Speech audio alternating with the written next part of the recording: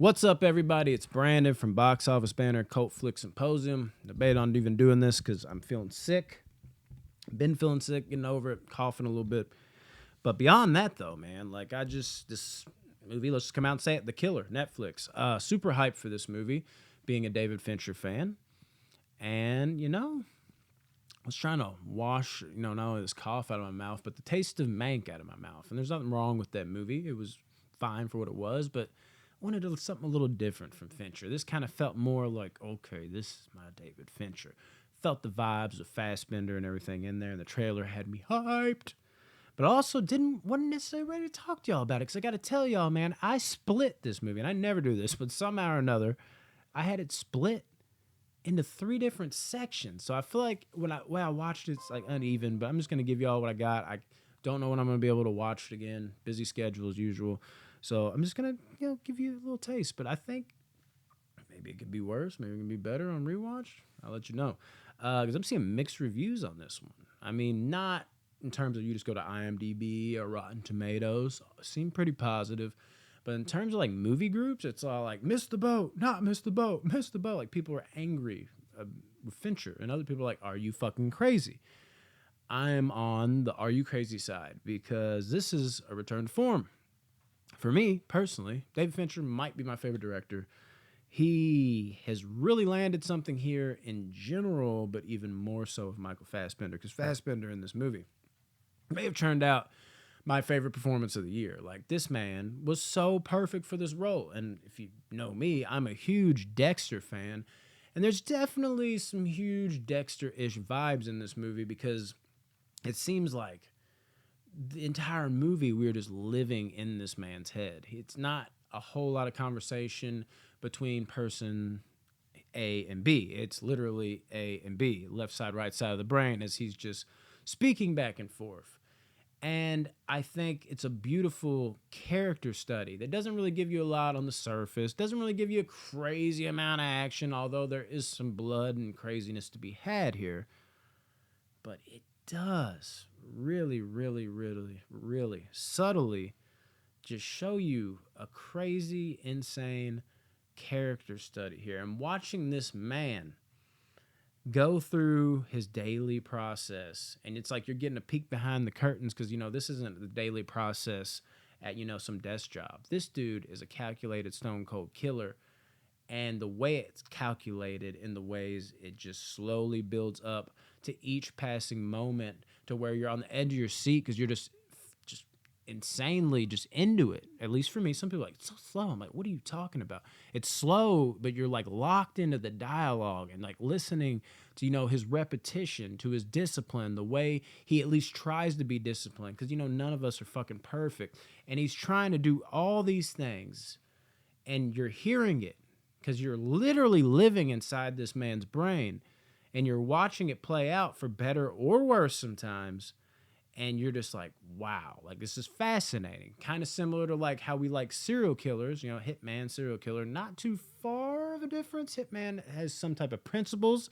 I would assume the Hitman would tell you because he's paid to do it, whereas serial killers are just doing it out of pure joy, sick, twisted, insane. But at the end of the day, you're killing people. But we're fascinated with these people. It's like, you sick bastard, why are you into John Wayne Gacy? Why are you into these people? Because a lot of times we're not sick. We're just wondering, like, the human mind is so fascinating. Like, what makes you tick? This is a masterclass in really letting you inside that mind step for step. If you can get behind the fact that, like, okay, yeah, he's killing people like serial killers, but he's paid to do it. So maybe in a weird way, there's a little more morality there. But either way, you're watching this man beat by beat, tick by tick, just map out everything in his head. And as that comes to a crescendo and you see the shit pop off, it makes it all the more rewarding because when it hits, you're like, oh shit, now we have action. Whoa, oh man, that went exactly how he planned it. That went nothing like how he planned it. There's a great balance of that, and I think the movie is great fun in those moments. There's a lighthearted vibe at times, somehow mixed in with all this being so goddamn serious. Does not lose a beat in that regard. And let me tell you, Fassbender, touched a little more on him. Like I said, perfect for the role. The dialogue, his just seemingly calm demeanor that's unshakable, but you can still see under all that he's not here to fuck with you. So believable in the role. And so menacing at times when he needs to be. And so just authentic, like not necessarily as a hitman, because I don't know what that looks like, or do I? Don't give yourself away, no. But his just effortlessness to be inside and play this character. Like you don't feel like you're watching an actor at a certain point. And that's always a special thing when you can achieve that. And it takes, I don't even think just a great actor, a great director and actor working together, and you see that here. Very well done. Cinematography, dope. Let's talk about action, though, for your fucking action heads. There is at least, I'll say, one action scene in this movie that will wow you. I mean, just edge your seat. Holy shit. Holy shit. Yeah, be ready for that. But in general, for the most part, it's calm, cool, collective, just like the guy that is behind the trigger, pow, or whatever killing device he may so choose to use in that situation. Pacing and all that, some people say slow, but again, I was so mesmerized with every little detail, every little moment, every little bit of subtlety that went into every part that made it just turn into a gigantic explosion in terms of enjoyment when things did finally boil over. I was along for the ride every step of the way. Other people are like, it's empty, it's not working for me. See where you fall on the side of the fence. Like I said, definitely not on the ladder there. On the ladder, climbing up, ready to fucking pop this in again and play it again is where I'm at. The soundtrack, some people complain about Trent Reznor. Reznor is the man. 9 Inch Nails. I love 9 Inch Nails. Maybe that helps, but his little deep synthy vibes that would kick in at different parts of the movie, amazing to me. Love it. Really set the tone when things switched up. As far as like the Smiths, is that the fucking band name? I've heard this band a million times. I don't know why I'm blanking. But the thing is about them, the way they utilize them and use them as like a soundtrack basically for the whole movie. How he just, it's just, he could be killing somebody and he's just calm and cool. It's like music really hates you. Like, and it's just vibes, bro. The vibes, bro. The vibes. I've seen a lot of hate kind of towards the ending here. And it is, I got to talk about something here, people. It isn't telling you how the movie ends, but again, just said the word vibes.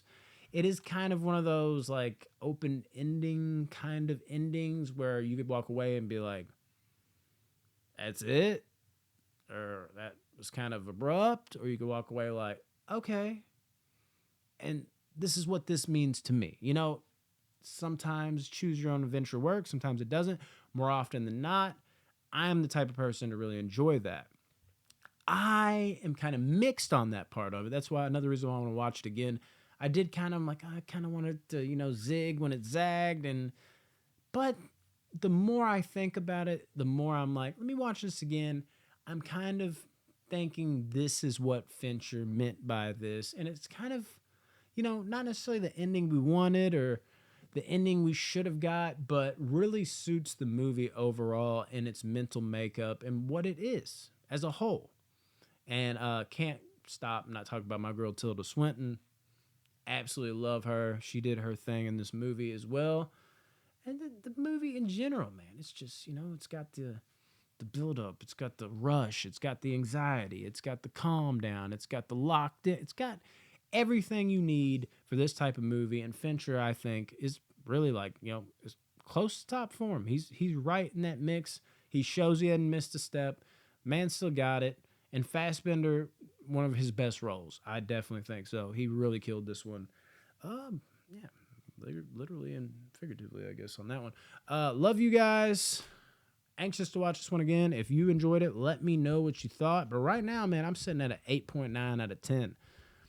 I think it could go up. Maybe it goes down on Say a Lot. Who knows? But it's definitely probably not going to stay the same score because I got to watch this in one fluid, just solid viewing, I think. And I'm suspecting that the score will go up. Who knows? Maybe it'll actually stay right the fuck the same. I don't know, but I think it might go up, a couple points on rewatch. Definitely check this out. It seems like everybody in the world has Netflix, even if it's someone else's account. Watch it. especially if you're a Fincher fan. This one is some heat. Hopefully you're on my side of the fence though, because you might be like, those other people like, bro, what the fuck? Fincher has lost it. What are you talking about? So it makes movies interesting though. People like, share, comment, subscribe, mainly comment. Love you guys. Peace.